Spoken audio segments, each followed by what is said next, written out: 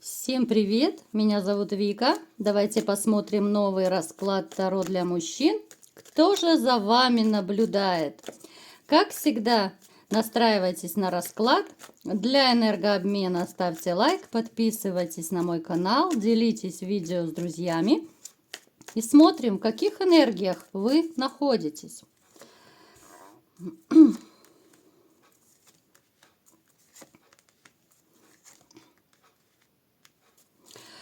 Знаете, вот вашу жизнь простой абсолютно не могу назвать. Довольно сложная была именно связана с сердечными делами. Это могут проигрываться, у кого-то это не один развод может быть, у кого-то это могут быть даже, ну, скорее не брак, а несколько романов, допустим, да, когда женщины предавали. То есть вам сердце разбивали, ну, не один раз, это точно. Знаете, несмотря на все перипетии, которые были в вашей жизни, все равно вы остались довольно таким добрым и порядочным человеком. В чем-то даже наивный, в чем-то такой, знаете, ну, услужливый, я не люблю такое слово. Но вы очень уступчивый. Вот именно уступчивый, я сейчас говорю именно о женщинах. Отсюда вы из-за этой вашей доброты вы и страдаете. Вот по жизни так повелось, что ваша доброта – это ваше как бы наказание, с одной стороны, да, казалось бы, такой парадокс. Вроде бы все хорошо, да, добрый человек, верный, порядочный, но тем не менее вот как-то наказуема ваша доброта. Вот все как-то не впрок идет, все как-то на те же грабли, на одни и те же самые грабли вы наступаете по жизни. Вот с женщинами, ну, не особо вам везет, поэтому немножко есть такое разочарование вообще в женщинах, как в таковых, да. Не в одной какой-то конкретно, это само собой, да, потому что у вас разрыв идет, у вас однозначно были расставания, разлуки, а вообще во всем женском поле, так скажем, да, во всем женском роде как-то вы разочаровались, есть недоверие, есть такое довольно такое сомнительное отношение, да, к женщинам. Ну, то есть хорошо, нету тоже неплохо. Ну, вы не стремитесь абсолютно кого-то завоевать. Вот на данный момент я не вижу какого-то стремления, чтобы вы кого-то завоевывали. Вот именно вот это ваше разбитое сердце, из-за которого ваша жизнь в какой-то мере пошла наперекосяк, она как раз и послужила поводом к этому недоверию к женщинам. Вы человек, который живет вообще исключительно эмоциями и сердцем. Вот как-то логику вы включаете и разум уже, наверное, потом. Вы все должны прочувствовать, да, вы все делаете от души, вы все делаете от сердца, вот искренне. Даже в работе вы не сторонник делать, ну, так-сяк, да, вот халтурить. Вы стараетесь все качественно, да, все хорошо делать, не только вот в личных отношениях, а вообще по жизни. Вы не любите лицемерие, вы не любите лживых людей, вы не любите, знаете, вот вы не любите людей, которые готовы ради своей выгоды и вашим, и нашим, как говорится, да, таких двуличных. Но в то же время, смотрите, я не могу сказать, что у вас такой легкий и простой характер. У вас тоже есть, ну, своя такая перчинка, назовем ее так, в характере. У кого-то это может проигрываться довольно вспыльчивый характер. Здесь может проигрываться вот такой вспыльчивый характер именно после ваших вот этих вот разводов, после разрывов, которые, ну, такой осадок вам оставили, здесь характер мог испортиться. Потому что раньше вы были более мягким, раньше вы были, ну, вообще более лояльным человеком. Сейчас больше агрессии, больше вспыльчивости, больше каких-то вот даже нервных проблем, да, у кого-то это недосыпы, у кого-то это неврозы и так далее. Очень много разных разновидностей, которые остались вам на память от вашей женщины, к сожалению, на всю оставшуюся жизнь. Далее, смотрите, вы человек, который вообще живет, вот если у вас есть одна женщина, вы, ну, однолюб, я бы назвала так вас. Вы, если с одной, то вы с одной. И как-то уж так повелось, что когда у вас есть одна женщина, и когда вы ее по-настоящему любите, ну, вы на других совершенно не смотрите. И, ну, все вот эти женские ухаживания, которые периодически бывают в вашей жизни, да, женщины флиртуют, там пытаются кого-то в постель затащить, ну, вот эти все женские уловки, они, как правило, с вами не работают. Это нужно быть, ну, довольно под шофе, чтобы, ну, прям уже в дрободан, да, чтобы повести, чтобы совершенно ничего не соображать. Но у вас таких ситуаций, ну, я смотрю, не бывает. Хотя, опять же, еще могу сделать акцент на то, что вот после вашего развода, разрыва, да, вот трагического и болезненного, у некоторых может проиграться, что да, в рюмку чая вы заглядывали в какой-то период. Но это было именно вот от какой-то, знаете, от безысходности, от боли, от тоски, да. Это не потому, что вы такой вот, ну, прожженный алкаш, грубо говоря, да. Это просто, чтобы немного заглушить свою боль. Это был какой-то такой период, причем, я думаю, этот период вы вспоминаете с какой-то болью, с содроганием, вот именно когда вы в рюмку чая заглядывали, потому что вы вовремя себя вытащили из этого состояния. У некоторых из вас, опять же, поскольку общий расклад, может проигрываться ситуация, что вы сейчас находитесь в таком вот положении, да, когда вам плохо, когда вы вот можете засыпать и просыпаться с той же бутылкой, да. Ну, то есть, опять же, я делаю акцент, потому что понятное дело, что расклад общий, да, у кого-то это уже проигралось, у кого-то сейчас.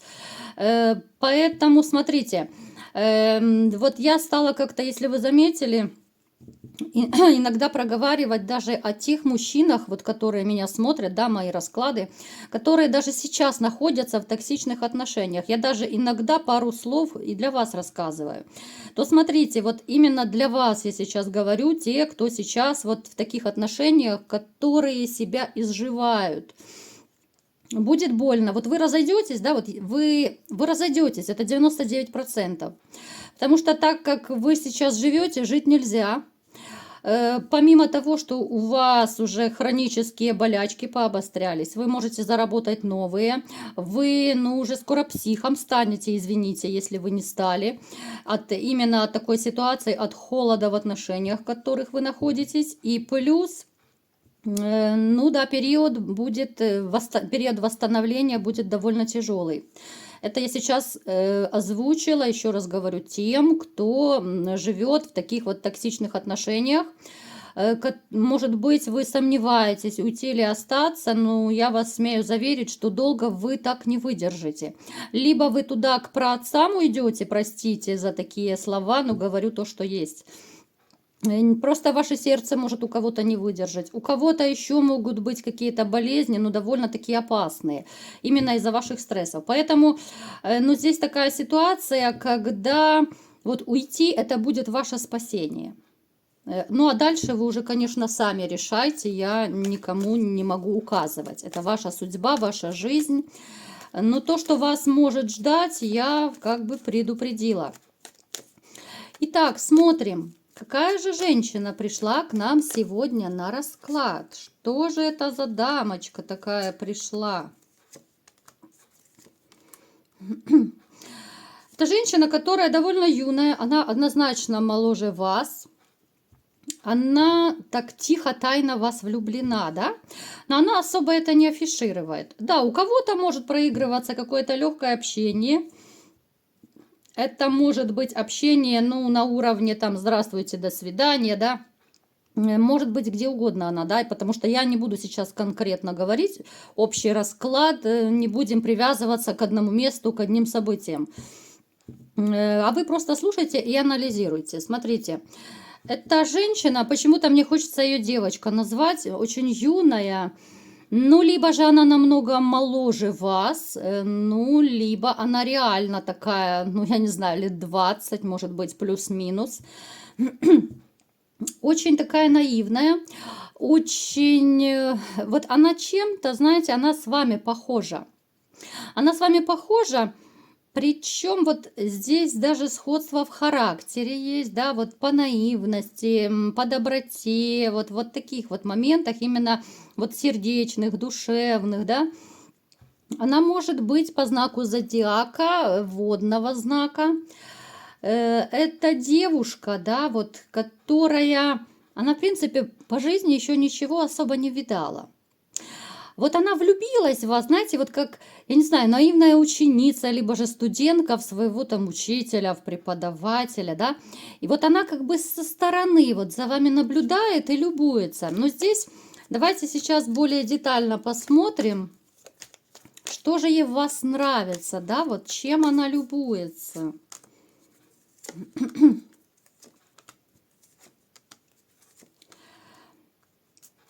Смотрите, во-первых, эта девочка, она очень, ну такая, она интуитивная, у нее очень хорошо развита интуиция, помимо всего прочего, если вы в курсе, может быть, кто-то не в курсе, что водные знаки зодиака имеют, ну, самую большую интуицию со всех знаков.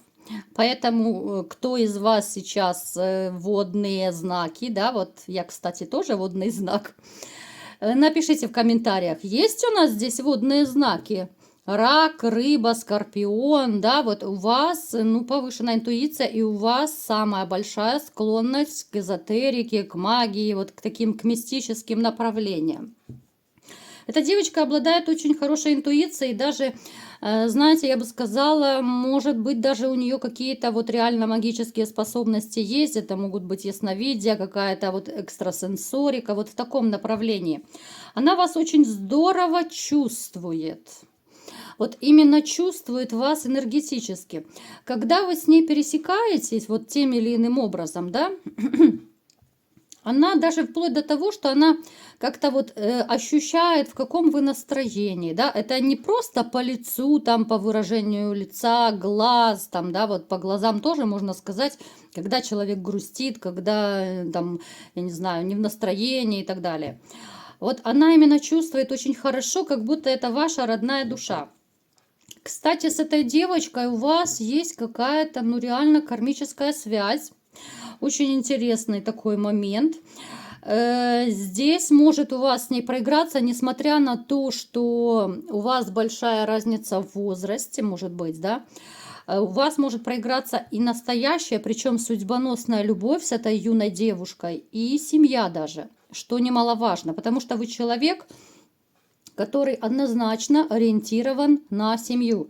Романить вы не будете, тем более с юной наивной девушкой, да, вот как говорится, зачем портить ребенка.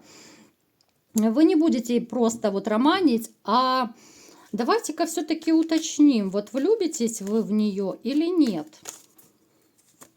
Как пойдет дальше вообще? Вот смотрите, она в вас еще, ну однозначно шикарная карта, даже не хочется дальше и смотреть. Она в вас видит еще как будто вот своего отца, вот наставника, да, вот вы старше ее, вы ей кажетесь мудрей, умней.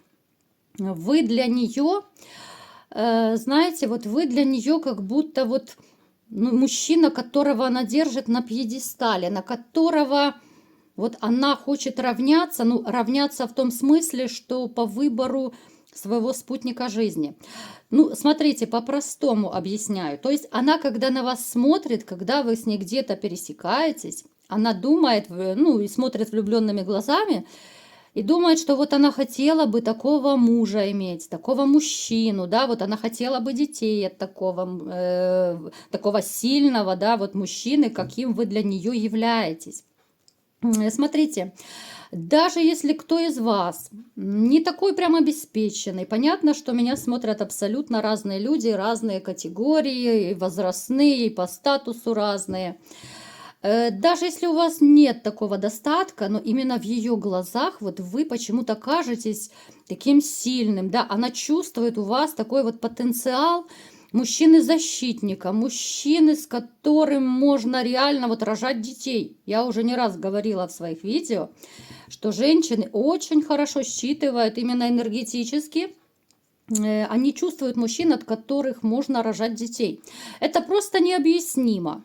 Вот бывает, вот я элементарно, вот даже из своего опыта рассказываю, просто где-то там, ну, мимолетное, даже по работе, там, допустим, знакомство какое-то с мужчиной, И вот ты чувствуешь просто энергетику, мужчина просто всего лишь заговорил с тобой, казалось бы, но ты чувствуешь эту силу, эту надежность, да, и здесь уже инстинкты работают, ты понимаешь, что, ох, какой мужчина, да, вот что с таким мужчиной, да, можно и в небеса улететь, и куда подальше, да. Поэтому это все очень чувствуется. Вы для нее, знаете, вот, ну, реально вот постоянно мне хочется сказать вот наставник. Это еще может проигрываться, потому что у нее, допустим, не было отца, она, возможно, она выросла без отца, да. Как правило, вот такие юные девочки, опять же, это такой маленький психологический момент, юные девочки обычно тянутся к старшим мужчинам. Кстати, у меня тоже был такой момент, я выросла в свое время без отца. Мои родители рано разошлись, это я так немножко своей биографии вам рассказала, то всегда вот была тяга к мужчинам более старшим. И тебе хочется, да, иметь и мужа, и любовника, и отца, и все-все-все в одном лице. Вот эта девушка, по такому же примеру, вот она в вас видит того отца, которого нет у нее. Может быть, у нее разошлись родители, у кого-то там, может быть, умер отец, да, но опять же, по-разному проиграется у всех. Поэтому даже не удивляйтесь, что на вас вот такая юная особа клюнула. Еще раз я вам говорю, если вы хотите, да, может быть, у кого-то предрассудки, я понимаю, что кто-то сейчас мне напишет в комментариях, что да нет, там уже 50 лет разницы будет. Ну, конечно, с такой разницей, ну, это вы же не Пугачева и Галкин, в конце концов, да, там и то там меньше 30 лет.